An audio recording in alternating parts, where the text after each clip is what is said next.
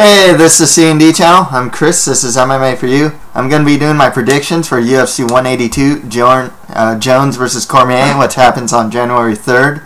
Overall, this is one of the best fight cards actually out there. Got some good prospects. Marcus Brimage versus Cody Garbrandt. Really good prospect fight there.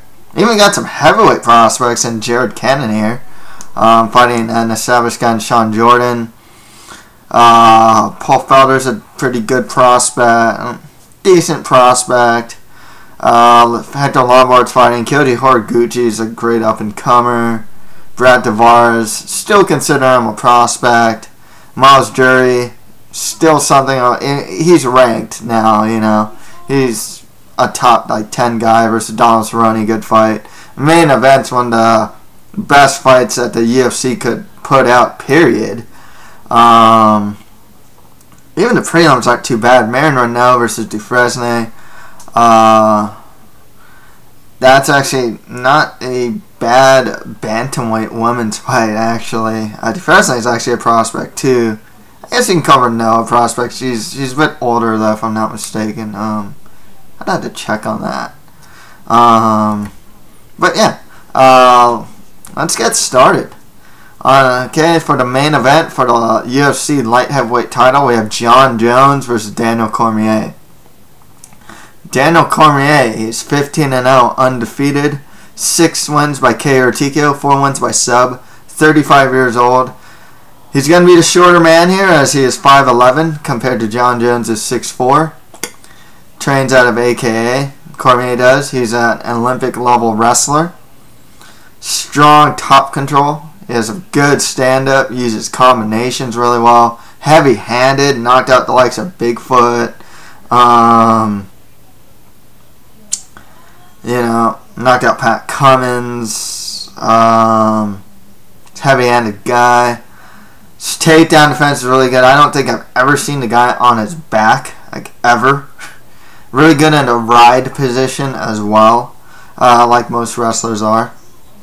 He's fighting UFC light heavyweight champion Jon Jones, who has a 20-1 record. He should probably be 21-0, to be honest with you. That Matt Hamill loss was totally shouldn't really even be a loss. 9 wins by KO or TKO, 6 wins by sub. 27 years old. Like I said, he's 6'4". He's on an 11-fight win streak. He is. The guys he's beaten to: Machida, Evans, Rampage, Shogun, Glover Teixeira, Alexander Gustafsson. You got the old guard and the new guard losing to Jon Jones. He trains out of Jackson Winklejohn. He is the consensus #1 pound-for-pound best MMA fighter out there. I mean, some people say Jose Aldo, some say Mighty Mouse, some say, other fighters. Most rankings that do pound for pound pretty much put Jon Jones as #1. He has strong Greco-Roman wrestling. His elbows are devastating, whether it's in ground and pound or standing in the clinch. He uses range really well with his jab and his kicks. His ground and pound is devastating. His takedown defense is really good. And I believe, if I'm not mistaken, he has the longest reach in the UFC. This is interesting, though, because there's some things that, if you look at the strengths of both guys and the very small amount of weaknesses you've seen from these guys. I'll say this with Jon Jones right now. I don't think his wrestling is as strong as it used to be.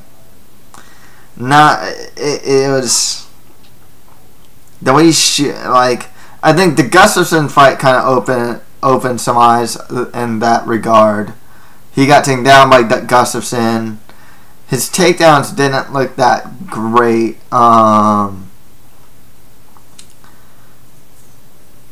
He used to have these really good clinch. He's not using the clinch takedowns that he used to do.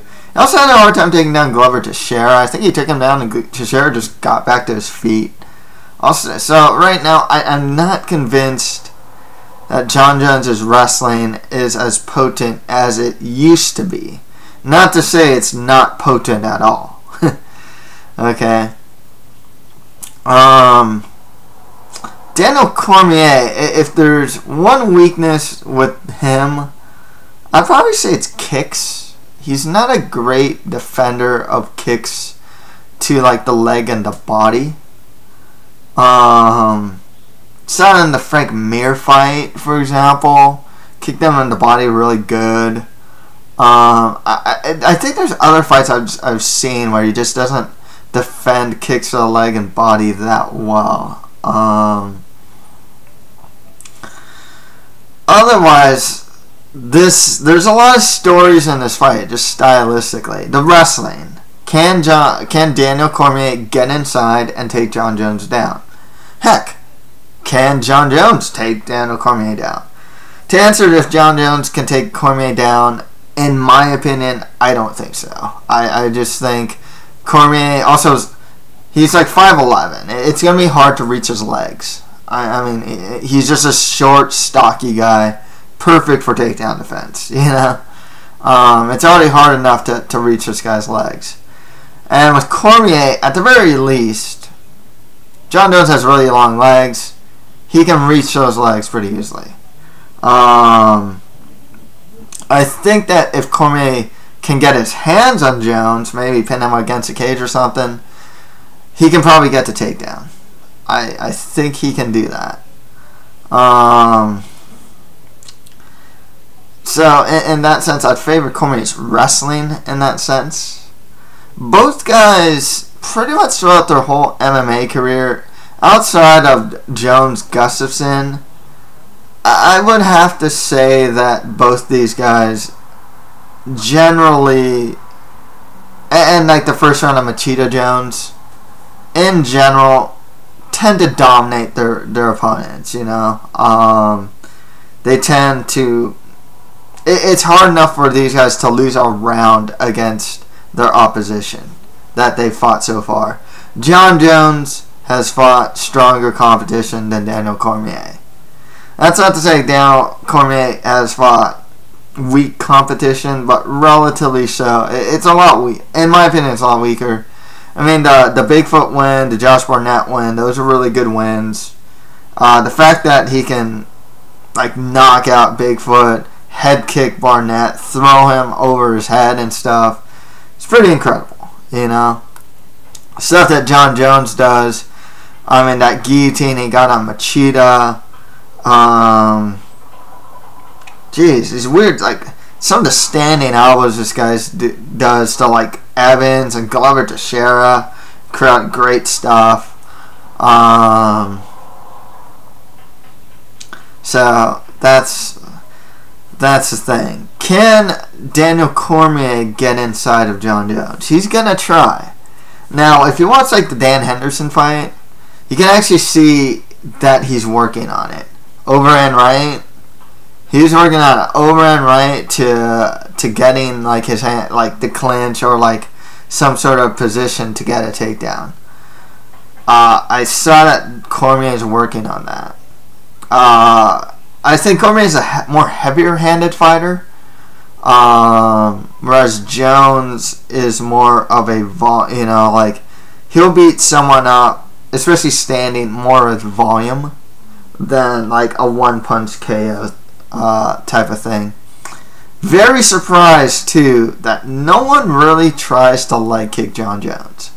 I don't know if Cormier is gonna try to or not. Very curious to see if he's gonna try. The reach is really big though. Jon Jones, I mean, seriously, that reach is like insanely hard to get past. That's pretty much, so standing in a sense is where I feel Jones would probably have the most trouble. It's just, man, that reach, you know, I don't know, as much as Cormier is working on getting past that reach, it's there, you know. You can't deny that this guy will use his jab, will use his kicks to keep Cormier at bay. Could Cormier catch his kicks and maybe get the takedown?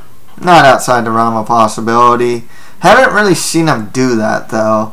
But unless there's a fight, there's probably some fight where he has. I don't remember. So yeah, this one, man, this one's really hard to call.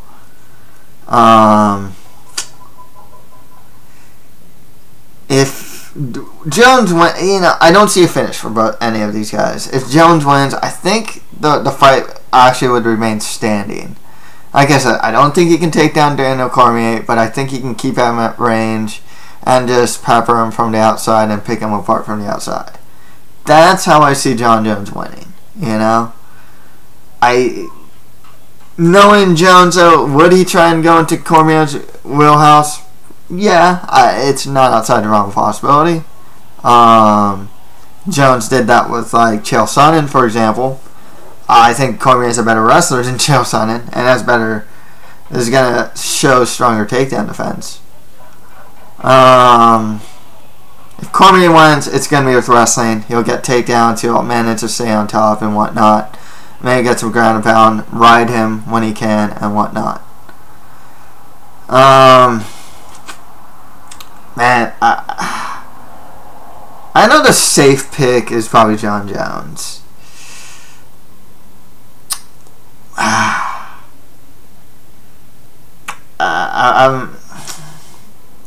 actually gonna go with Daniel Cormier for the win here. I feel that Jones' wrestling has, like I said, it's regressed a bit. I feel that Cormier does have tools to get inside and be able to take down Jones. I have a hard time seeing this being one-sided for any one fighter. I'll be very surprised if this fight's one-sided. To be honest with you, that's just how good I think both these guys are. I mean, none of their opposition have managed to really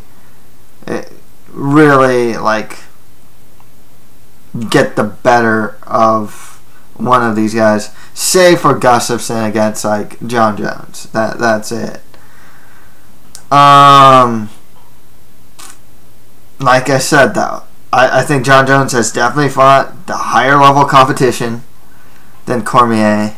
I think Cormier hits harder, but I think that some of the, I think he'll have a hard time with the range. I think he will eventually get in there. I think he will be able to take down Jones.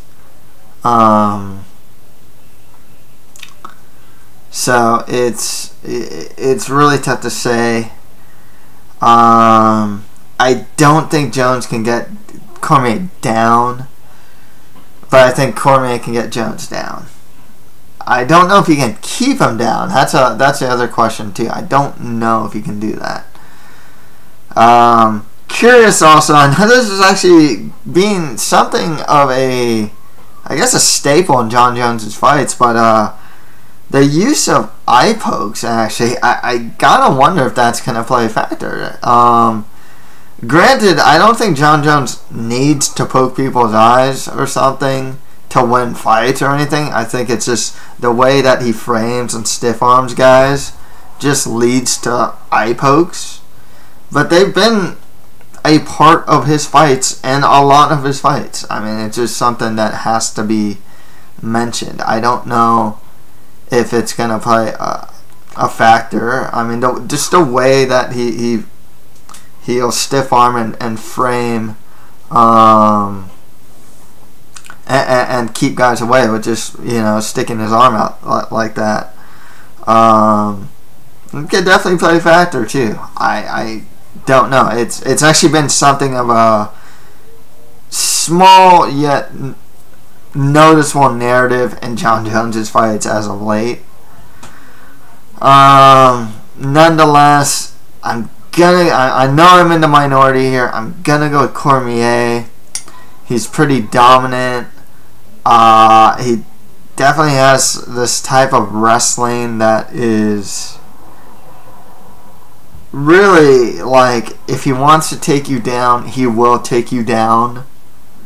And I think he's going to win just through his superior wrestling.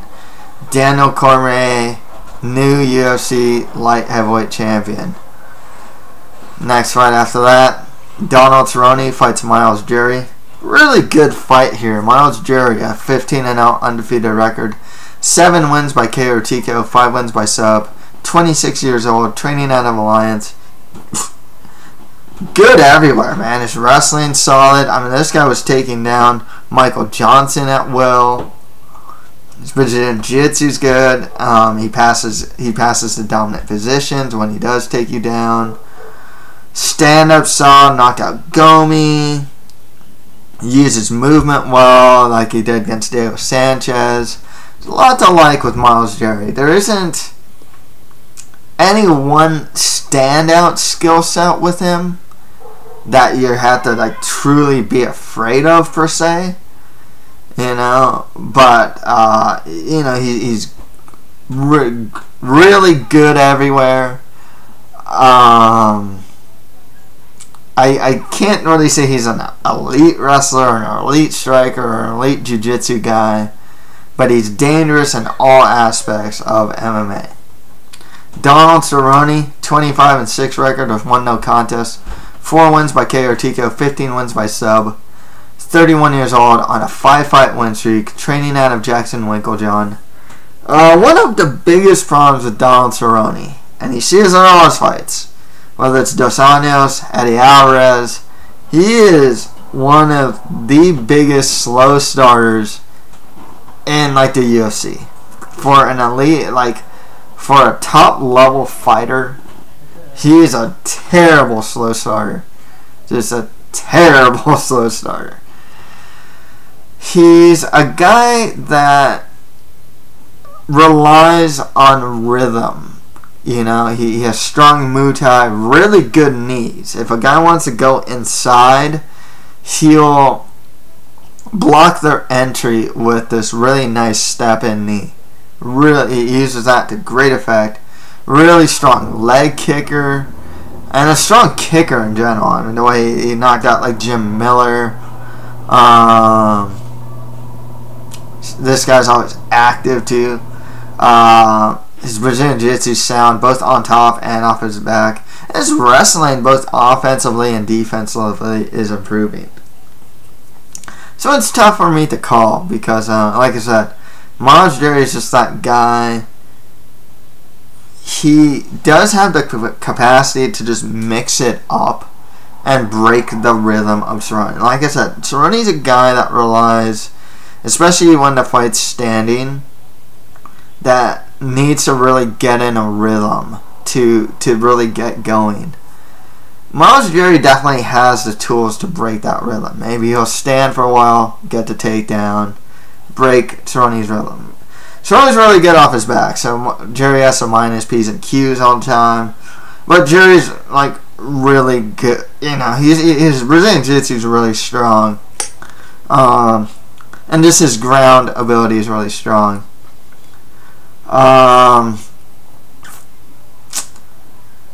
Yeah, this one's hard for me to call. I'm not gonna lie. I'm a little tempted to go with Jury, but I'm gonna go with Cerrone here.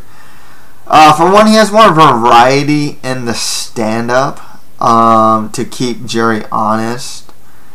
I am a bit worried as much as Cerrone's takedown defense has greatly been improving.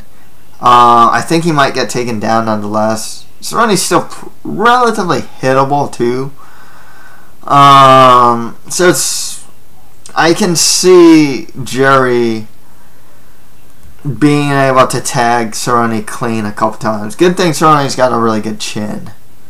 Cerrone's also kind of weak to the body, so that's also something to watch out for. Jury, why I'm not picking Jury probably is he doesn't have the diversity, in my opinion, to beat Cerrone. Like I said, Cerrone uses a lot of kicks, knees, punches, all to great effect, even on the ground. I mean, this is a guy that'll go from like trunk choke omoplata, to like armbar to like omoplata. You know, I mean, he'll chain stuff together on the ground. He's just a guy that's really diverse. I don't think Jury has that same diversity. I think he's really good with what he has, though. He's had some really strong performances, especially as of late. Relatively strong performances. I think one of his weaker performances, though, was against Marquardt. Kind of eked out a split decision win in that fight. Otherwise, level competition too. Besides, I don't feel that Jury has beaten a good amount of like. I don't know if he's beaten any of like top 10 guys that were top 10 at the time. Like Michael Johnson is probably like a top 10 now. But like I think during the time he was still an up and comer. Gomi, Sanchez, so the level of competition hasn't been the same. And also, even looking at level of competition, he's fighting, wins, like his most high profile win is against Diego Sanchez. But that guy, especially as of late, he's older and he's very flawed. And same with Gomi too, So I'm curious if he can utilize his skill set against a higher level type of fighter like Donald Cerrone. I don't know if he can at this point. I think he'll acquit himself well. It's not like I said, I think he definitely has a skill set to beat Cerrone. I mean, if he does mix it up, which is within his skill set to do too. It's something he has done. He can beat Cerrone. Otherwise, I'm going to go with Cerrone. I think he has superior stand-up, more variety. He's going to make it hard to get inside for takedowns, especially using his knees and whatnot, and just his range. He's got a good chin, too. Donald Cerrone for the win there. Next fight after that, Nate Marquardt fights Brad Tavares. Not going to lie, this is actually one of the hardest ones to pick. Nate Marquardt, 33-13 record with 2 draws, 9 wins by KO TKO, 16 wins by sub.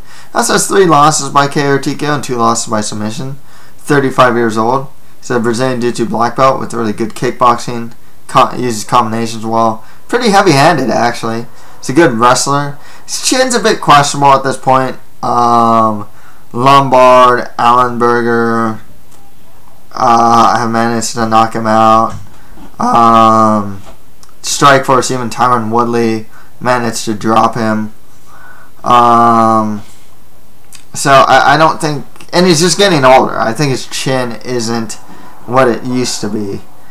Brad Tavares, 12-3 record, 4 wins by KO TKO, 2 wins by sub, 26 years old, on a 2-fight losing streak, training out of Extreme Couture.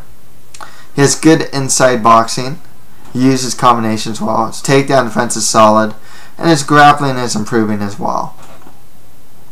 He lost to Yoel Romero. No, that's a acceptable loss. The guy's Yoel Romero's a freak athlete. He's taking them down with like what looked like football tackles and whatnot. Brad Tavares still managed to get the decision. To stay in 3 rounds. The thing is, but then he lost to Tim Bosch. And a fight he was winning too, so that's, that wasn't a loss that he needed in his progression up the ladder. So it's tough to say. Here's the thing. Nate Marquardt's a more well-rounded fighter. I didn't expect him to beat James DeHuna. He did. He looked good too. That's the thing. He's had performances you know, when you lost like Ellenberger and Lombard, it was kind of, you know, lost to Safadine too. It was kind of like, man, this guy's getting older. He's not looking as great as he used to be.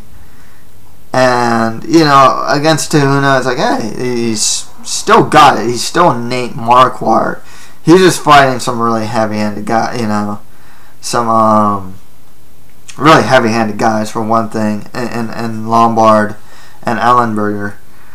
But, you know, he's still a good wrestler. He still has solid Brazilian Jiu-Jitsu skills. His kickboxing's still good, you know. He's still a good fighter. One thing about Tavares, though, he's not a heavy-handed guy. And against a guy like Nate Marquardt, that would have really helped a lot, actually.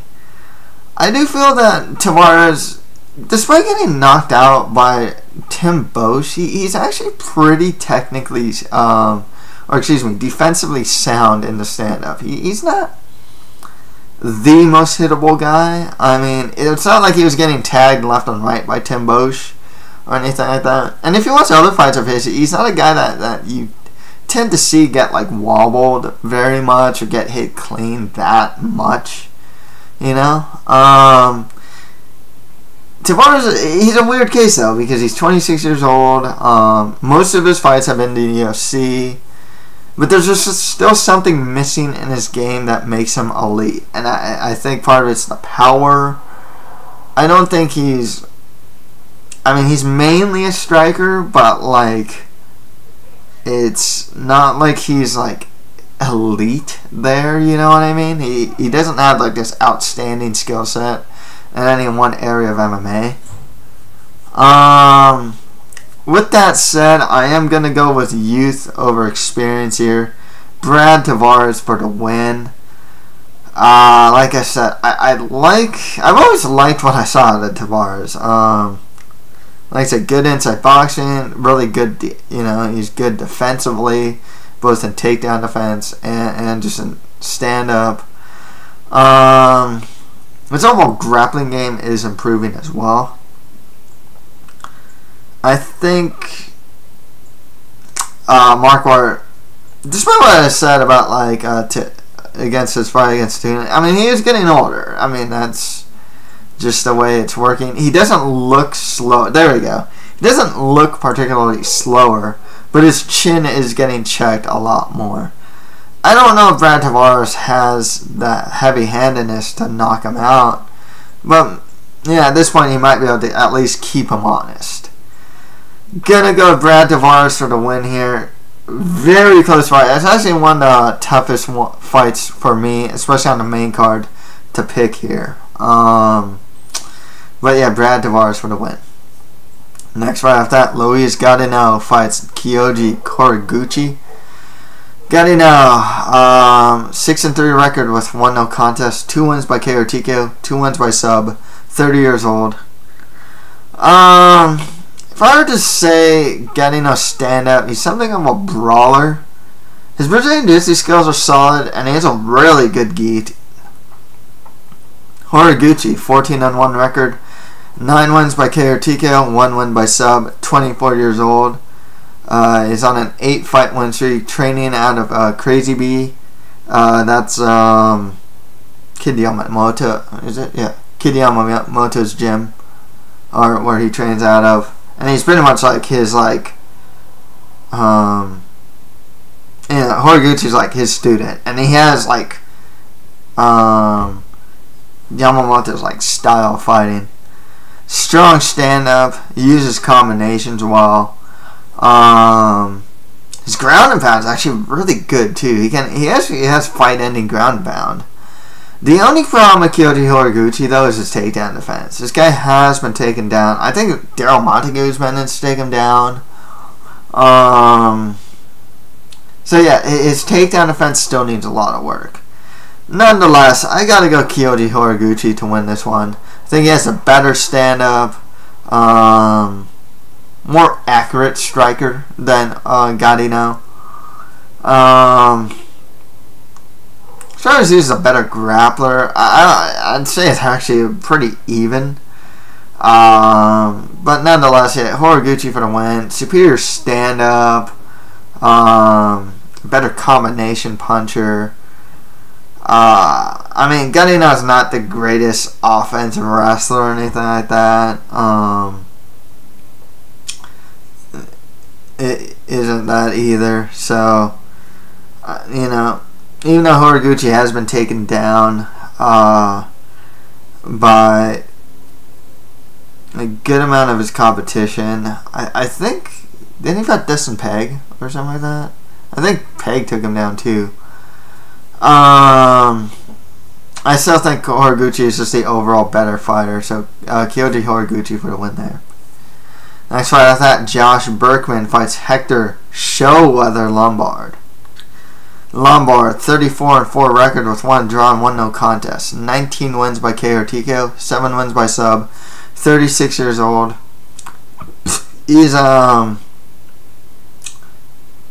for a welterweight, he's actually not, like, he was a short middleweight. He's 5'9", whereas Burkman's 5'10", so he's not like, he's not at like this huge height disadvantage like he was in middleweight against guys like Bosch and Okami. Like, you can tell like he had a harder time reaching their faces with his punches. He also doesn't use straight punches. He uses a lot of hooks. He's on a 2-fight win streak, most recently beating Jake Shields. Training out of ATT. He has really strong judo. This guy ragdolls guys to the ground. Strong takedown defense. He's a good boxer, but more importantly, he's a better counter puncher than anything. Super heavy-handed. Some good top control. Biggest problem with Lombard is low output, and because he has really weak cardio. He just isn't a very high volume striker. He's a very low volume striker. Josh Burkman, 27-10 record, 7 wins by KO or TKO, 10 wins by sub. Also has 6 losses by submission. 34 years old, training at a pit elevated with the likes of Court McGee, Ramsey Nijam, Clay Collard, if I'm not mistaken. A lot of good fighters actually out of pit elevated, male and female. Argentinian fighter, I forgot her name now, who just fought in Invicta, also trains out of pit elevated too, if I'm not mistaken. So returning to the UFC since October 2000, or since October 2008, and I was actually, he left the UFC coming off a loss to Pete Sala. Since then, I mean, the guy's been like John Fitch,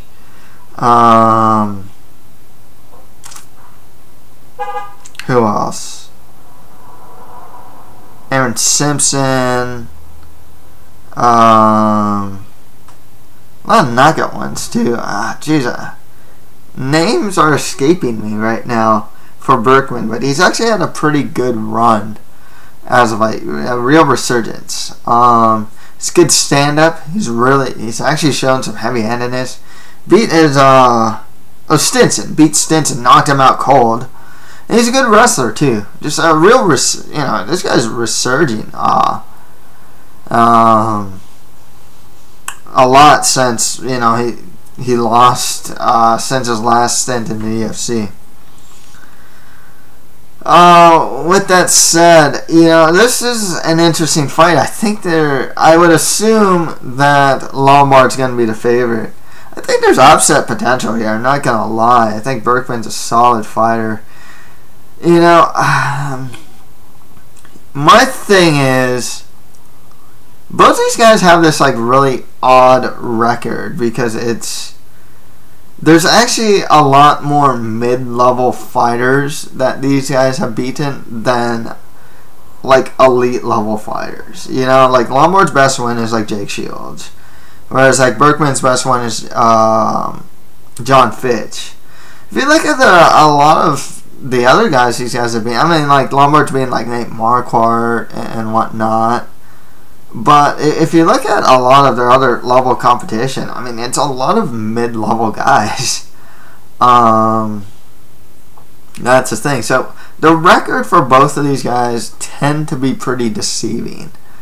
And their big wins are, you know, against like the two grinders that like make other people look bad. I will say this: when Burkman beat Fitch, I think that was pretty much the beginning during a time where Fitch was declining, and we were really seeing a decline in Fitch. Lombard, I don't think he's fighting a declining Jake Shields. Jake Shields actually kind of looks the same. That's the thing. I think as far as wrestling and just overall takedown ability goes, Lombard's better at takedowns. Striking, I'd say it's a bit more equal, but I think Burkman is better with the volume. But overall, I'm going to go with Hector Lombard. I think he might be able to take the fight to the ground, and he should be able to do while standing. I think the cardio could be pretty problematic for Lombard. I know Burkman can go. He lost to Steve Carl, but I think he lost in the 4th round. I think Burkman just has the more proven cardio than Lombard. Like I said, he hits pretty hard too. But overall, I'm going to go with Hector Lombard for the win. I think he'll be able to get a takedowns going and hang with Burkman on the feet. Okay, on to Fox Sports 1 prelims. Danny Castillo fights Paul Felder.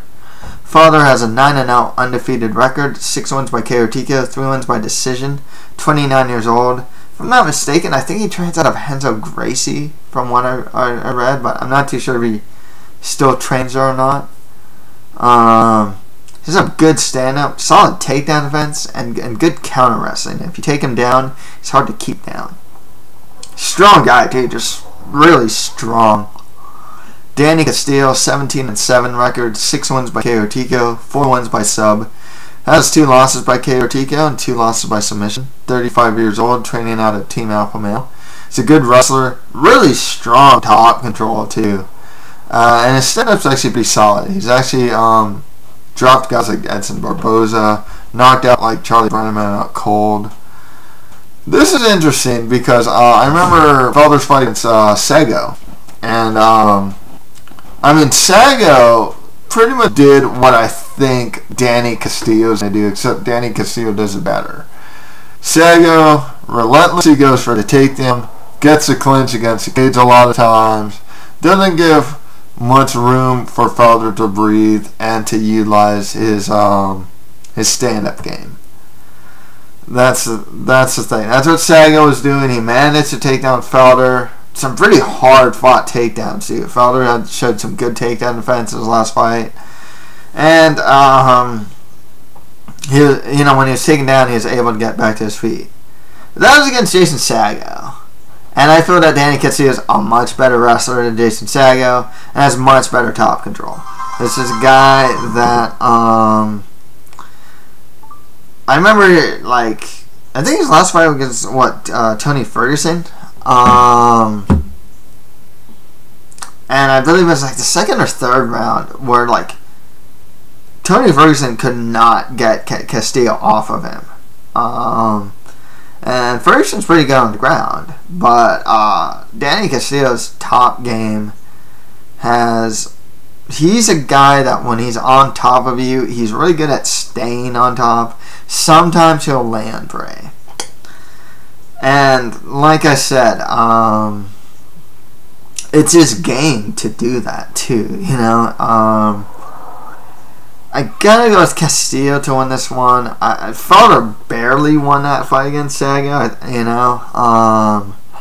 Utilizing, and I just feel that Castillo can utilize a similar game plan, but to greater effect. And it's within his skill set and evidence in previous fights for him to do that.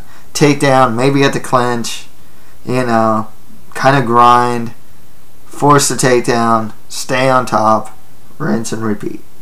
You know, Felder, like I said, showed some good takedown defense, good ability to get back to his feet when he was taken down. Has some good stand-up, pretty heavy-handed guy, and just a really strong guy in general. But, you know, like I said, I don't need to repeat myself, but yeah, I just feel that Danny Castillo can utilize his spirit wrestling and top control to get the win here. Next fight after that, Cody Garbrandt fights Marcus Brimage.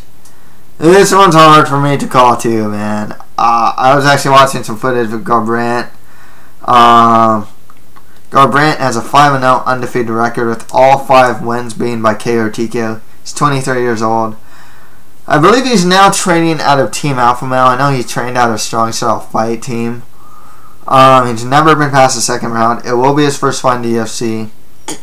This guy has some amateur boxing experience. That he's been doing boxing since he was like 14, if I'm not mistaken.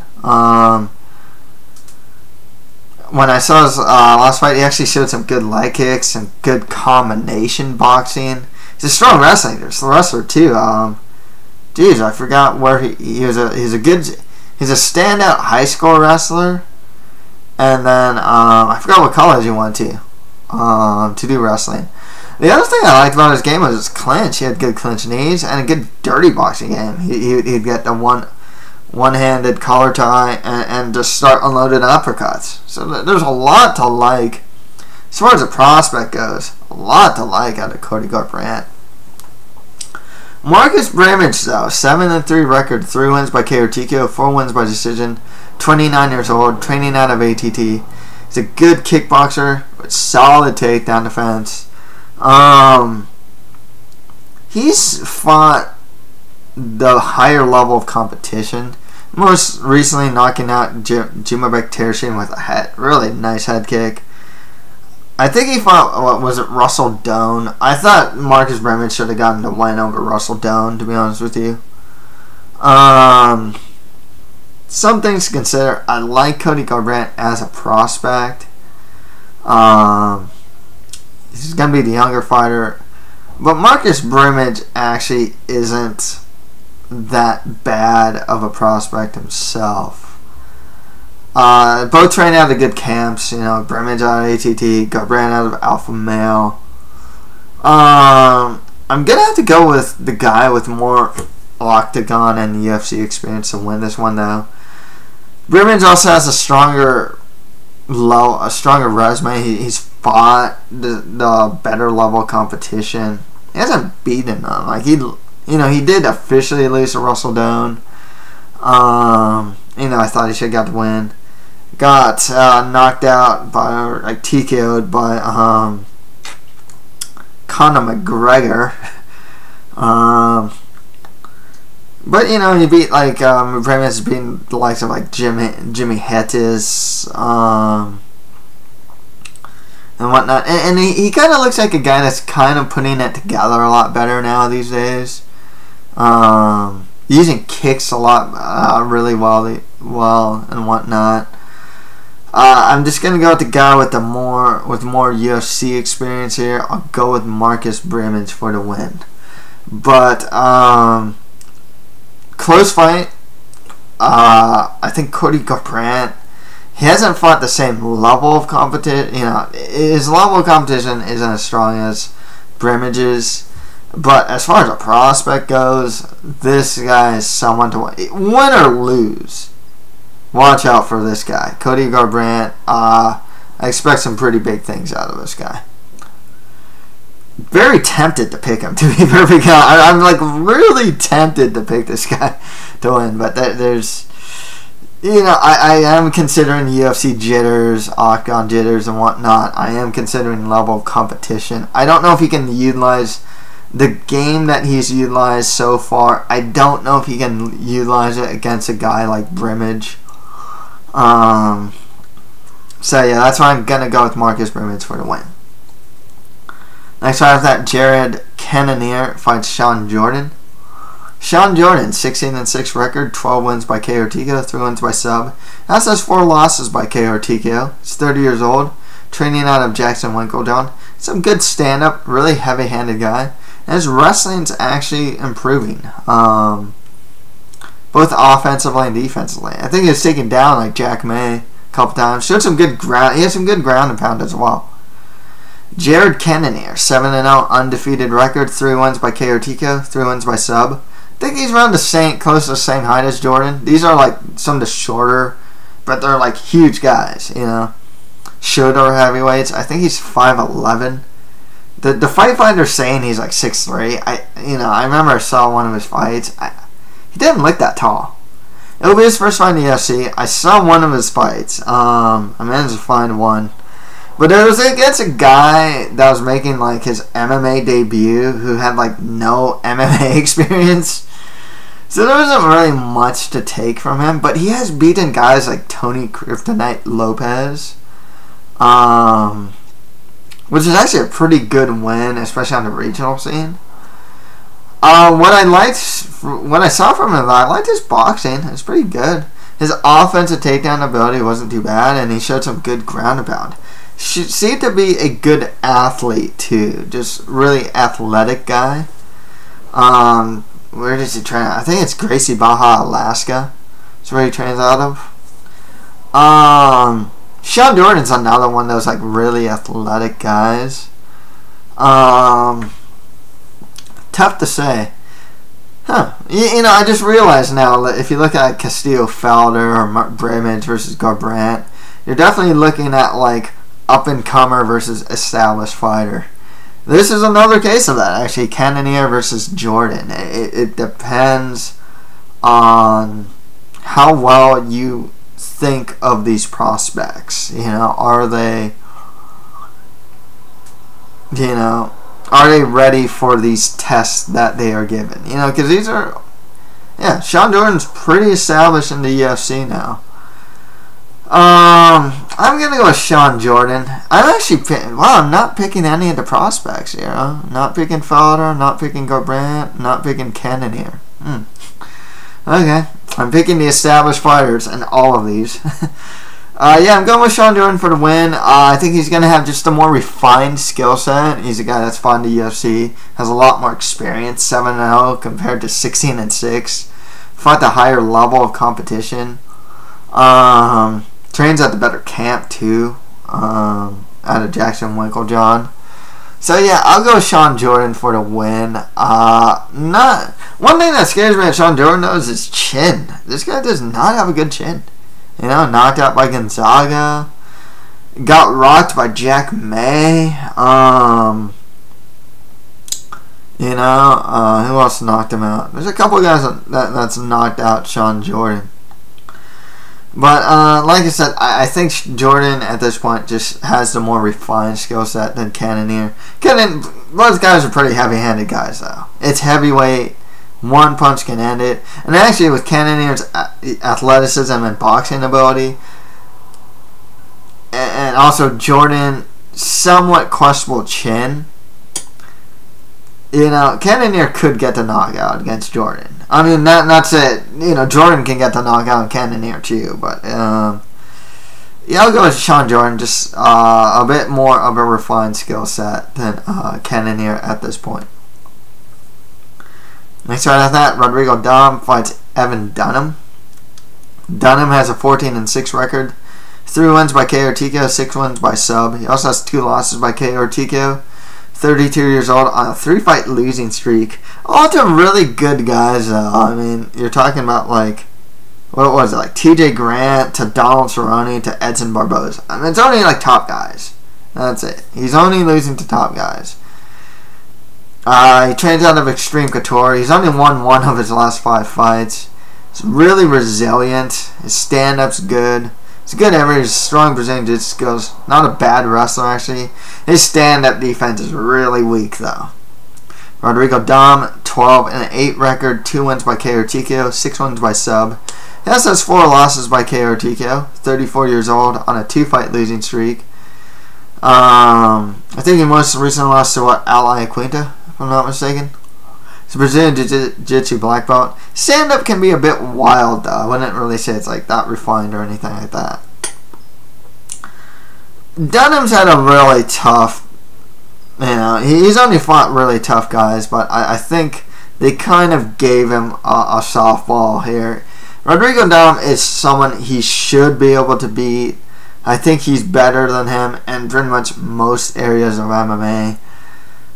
However, I don't know if Dunham has declined too, you know. for one, I don't know if he takes hits as well as he used to. He's a really resilient guy, really slow starter. So that works against Dunham. Really hittable too. So that can work against Dunham. Against Rodrigo Damm, though, I mean, he's also not a guy that, he's a guy that's been knocked out a good amount of times as well, or wobbled even. A bit older too, 34. He's been fighting for a long time. But yeah, I gotta go with Evan Dunham. Nonetheless, I think he's probably the better wrestler. I'd say he has as good, if not better, stand-up than Damm. So, Evan Dunham for the win there. Get on the Fight Pass prelims. We have Omari Akhmedov versus Nilsson. Nilsson, 11-3 record with 1 draw, 2 wins by KO, 5 wins by sub, 30 years old. Actually, because I totally forgot what Nilsson, anything about his skill set. I know he's actually more of a ground fighter. He has a judo black belt and a brown belt in Brazilian Jiu-Jitsu, right? But when he fought Luke Barnett, he actually showed a really aggressive boxing game. He's always pushing forward, landing some clean hits, and just really getting inside and just being aggressive. I mean, he ultimately got knocked out, especially just because he'd get tagged, especially at range against Luke Barnett, but actually acquitted himself relatively well, all things considered. Omari Akhmedov, 13-2 record, 6 wins by KO, 5 wins by sub. He also has 2 losses by submission. 27 years old. He has a Sambo background. Oh, excuse me.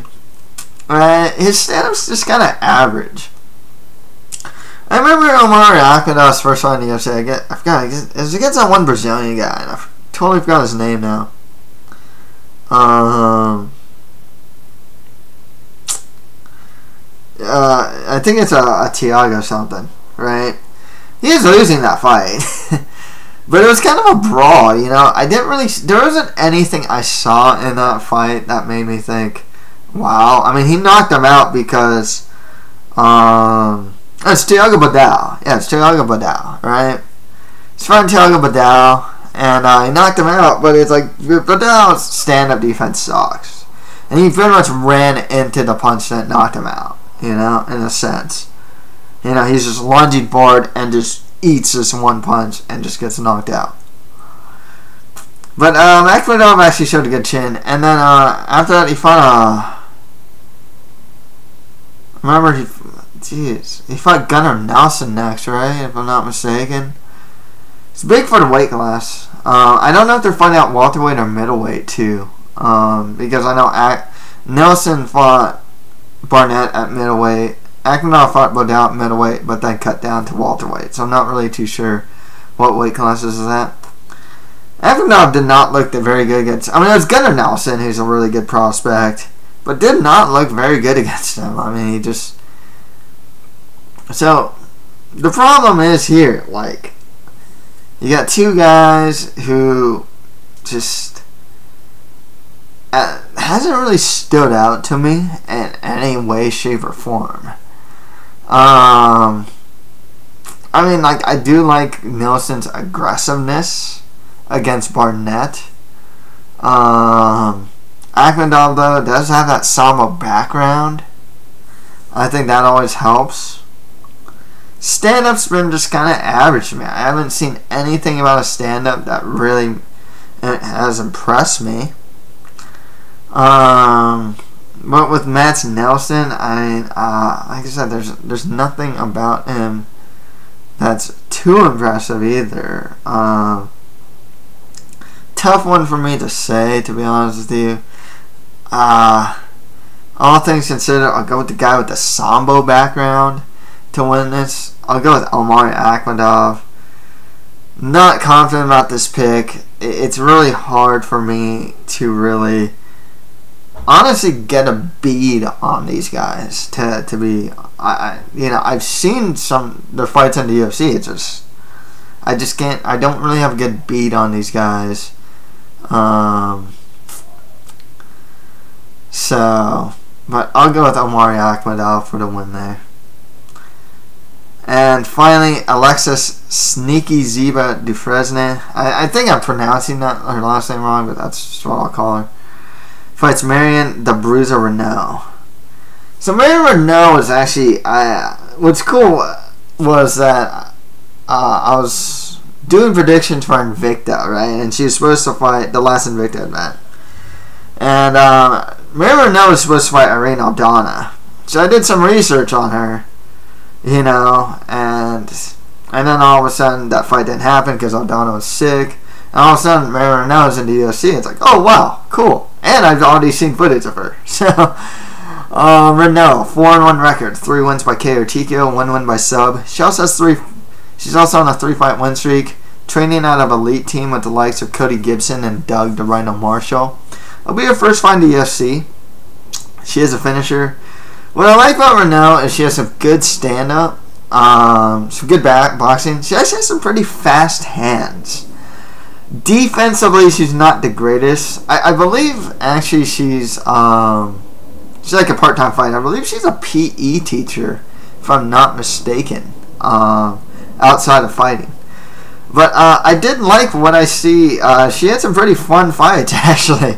Just some really fun she scraps, you know. She'll take a couple, but she'll give some back, you know, and she's pretty heavy-handed. I liked what I saw from her boxing. Liked her hand speed, especially. She just read Alexis Dufresne, who has a 5-1 record, 3 wins by KO TKO, 2 wins by sub. She's only 24 years old, training out of Team Quest. She is a finisher. She most recently lost a very contentious split.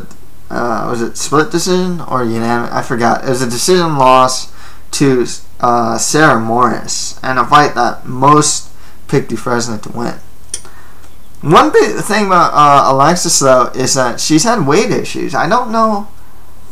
To this day, I don't know if she's actually made 135 pounds yet.